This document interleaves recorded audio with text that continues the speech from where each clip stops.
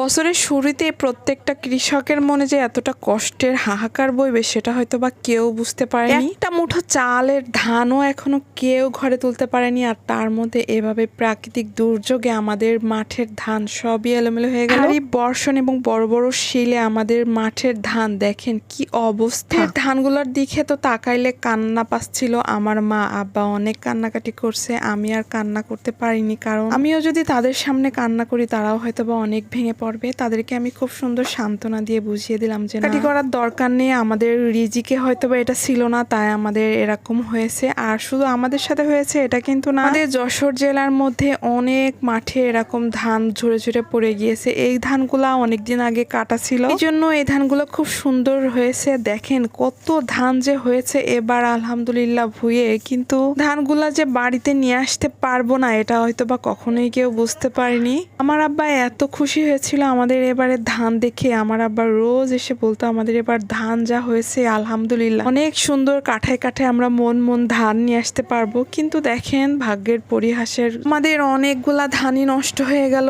আমাদের মাঠের কারুর ধানই নিয়ে আসা হয়নি বাড়িতে। বেশিরভাগ মানুষের ধান এখন মাঠে পানিতে ভিজছে, কারুর ধান ঝড়ে পড়ে গিয়েছে, কারুর ধান শিল পড়ে নষ্ট হয়ে গিয়েছে। সবার এত হাহাকার দেখে এত বেশি খারাপ লাগতেছিল, তারপরেও কি আর করা, মনে সান্ত্বনা দিতে হবে এটা আর কি।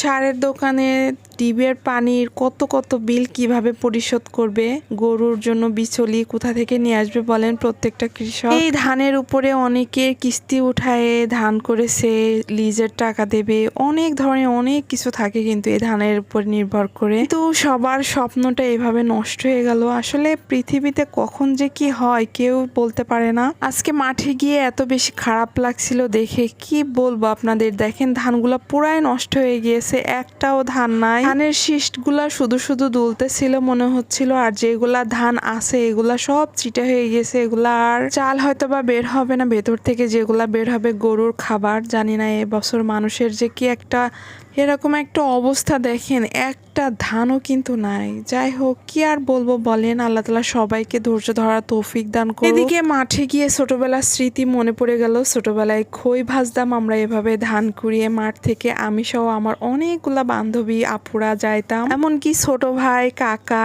সবাই মিলে যে মাঠ থেকে ধান কুড়িয়ে নিয়ে আসতাম মাকে খুশি করার জন্য একমাত্র। আর সেই ধান বাড়িতে নিয়ে এসে আমরা খই ভেজে খেতাম, এত ভালো লাগতো তখনকার এই জিনিসগুলা আসলে বলে প্রকাশ করার মতো না। একটা একটা করে ধান কুড়িয়ে আমি অনেকগুলাই ধান কুড়িয়ে ফেলেছিলাম, কিন্তু